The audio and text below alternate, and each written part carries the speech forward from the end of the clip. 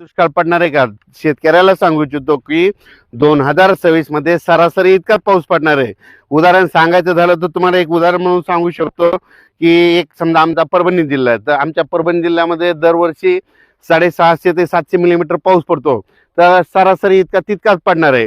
यंदा काय झालं, यावर्षी 2025 ला मात्र 1300 मिलीमीटर पाऊस पडला. आणखीन एक उदाहरण सांगतो, सोलापूर जिल्हा आहे.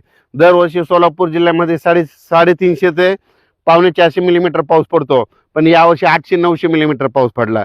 म्हणजे सांगायचं झालं तर म्हणजे जसा 25ला पडला ना, तितका 26ला पडणार नाही, फक्त सरासरी इतका पाऊस पडणार आहे. म्हणून हा अंदाज लक्ष घ्यायचा.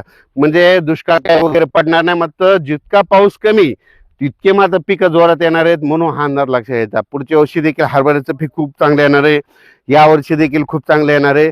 आणि हे पाहू शकता, आपला 48 दिवसाचा हरभरा आहे आणि याला रेन पाईपनं पाणी दिलं, आणखीन देखील पाणी चालू आहे, कसा प्लॉट आहे.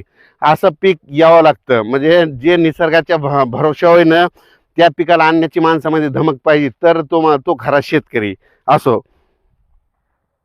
द्राक्ष पट्ट्यातल्या शेतकऱ्याचे फोन आले, पाऊस येणार आहे का? द्राक्ष पट्ट्या शेतकऱ्याच्या आनंदाची बातमी, पाऊस काय येणार नाही, त्याच्यामुळे काही चिंता करायची गरज नाही. नाशिक जिल्हा, नंदुरबार जिल्हा, धुळे जिल्हा, पश्चिम महाराष्ट्र, सातारा, सांगली, सोलापूर, कोल्हापूर, पुणे, म्हणजे मंगसुरी, कर्नाटक, त्या शेतकऱ्याला सांगू इच्छितो, फक्त पाऊस काय येणार नाही. जानेवारीच्या पहिल्या आठवड्यात फक्त ढगाळ वातावरण राहणार आहे, त्याच्यामुळे काही चिंता करायची गरज नाही.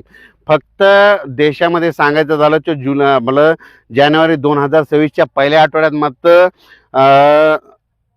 तामिळनाडू, केरळ त्या पट्ट्यात, मला तामिळनाडू राज्यात आणि केरळ राज्यात आणि आंध्र प्रदेश आणि तेलंगणा त्या पट्ट्यामध्ये पाऊस पडणार आहे. त्याच्यामुळे आपल्या महाराष्ट्रात जानेवारीच्या पहिल्या आठवड्यात ढगाळ वातावरण राहणार आहे. म्हणून हा अंदाज लक्षात घ्यायचा. मध्य प्रदेशकडे देखील बेतुलच्या पलकडं, तिकडच्या बेतुलच्या पलकडं मध्य प्रदेशकडं तिकडे पाऊस पडणार आहे. मध्य प्रदेश, बेतुल तिकडल्या भागात थोडीफार गारपीट होईल. त्याच्यामुळे काय होणार आहे, अमरावती, मोर्शी तालुक्यात जास्त, पश्चिम विदर्भात मात्र अमरावतीकडे तिकडे जरा जास्त आभाळ येणार आहे. म्हणून हा अंदाज सर्व शेतकऱ्यांनी लक्षात घ्यायचा.